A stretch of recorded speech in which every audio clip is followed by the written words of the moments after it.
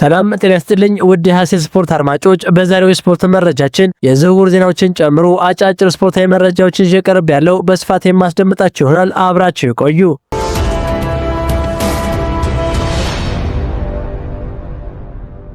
ሪያል ማድሪድ ኔዘርላንዳዊውን የቀይ መስመር ተሰላፊ ዴንዜል ዴሜፍሪ ለማስፈረም ከስምምነት ደርሰዋል። ሎስ ብላንኮቹ በተጫዋቹ በኩል ሙሉ ስምምነት ላይ መድረሳቸውን ፋብሪዚዮ ሮማኖ አስነብቧል። ሪያል ማድሪድ በቀጣይ የተጫዋቹን ኮንትራት ማፍረሻ 20 ሚሊዮን ዩሮ ለኢንተር ሚላን እንደሚከፍል ተገልጿል። ተጫዋቹ የሪያል ማድሪድ የውድድር ዘመኑ የመጀመሪያ ፈራሚ እንደሚሆን ይጠበቃል። አሰልጣኝ ጆዜ ሞሪኒዮ ተጠባባቂ የሚሆን የቀይ መስመር ተጫዋች እንዲገዛ መጠየቃቸው መዘገቡ አይዘነጋም።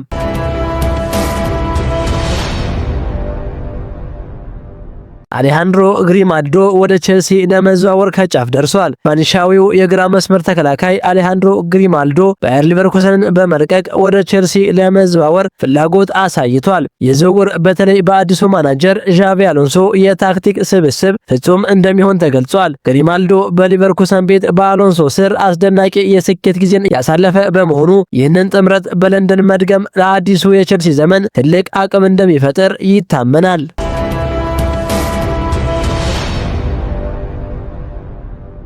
ሞርጋን ሮጀርስ ወደ አርሰናል ለመዛወር ፈቃደኛ መሆኑ ተገለጠ።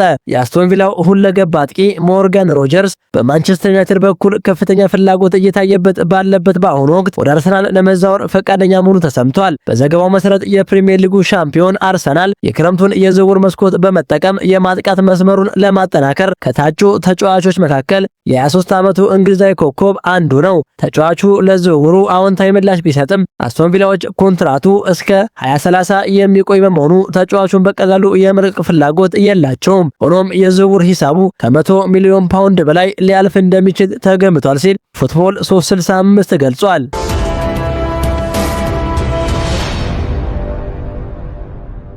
ጋናዊው የአርሰናል አማካይ ቶማስ ፓርቴ በእንግሊዝ ሀገር በጾታዊ ጥቃት ተከሶ የፍርድ ሂደቱን እየተከታተለ መሆኑ ይታወቃል። ነገር ግን ይህ አነጋጋሪ ጉዳይ ሳይበግረው ለጋና ብሔራዊ ቡድን ለዓለም ዋንጫው ጥሪ ቀርቦለታል። ይህንን ተከትሎ ነገሮች ይበልጥ ወደ ትልቅ ውጥረት እያመሩ ነው ሲል ጋና በዓለም ዋንጫው የምድብ ጨዋታ ከእንግሊዝ ጋር የምትገጥም ሲሆን ፓርቴ በጨዋታው ላይ ይሰለፋል ተብሎ ይጠበቃል። የእንግሊዝ እግር ኳስ ማህበር ኤፍኤ በጨዋታው መጀመሪያ ላይ የእንግሊዝ ተጫዋቾች ቶማስ ፓርቴን መጨበጥ አለባቸው ወይስ የለባቸው በሚለው ጉዳይ ላይ አስቸኳይ ውይይት እያደረገ ይገኛል። ውሳኔው በቅርቡ ይፋ ይሆናል ተብሎ ይጠበቃል። የእንግሊዝ ተጫዋቾች ለፓርቴ እጃቸውን አይዘረጉም ወይስ ባህላዊውን የስፖርታዊ ጨዋነት ሰላምታ ይሰጣሉ?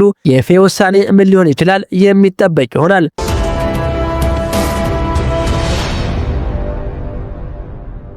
ክቡራን የሐሴት ስፖርት አድማጮች፣ የዛሬው የስፖርት መረጃችን ይህን ይመስል ነበር። ሐሳባችሁን በኮሜንት አጋሩኝ። ለሌሎችም እንዲደርስ ሼር አድርጉት። ቸር ተመኘን።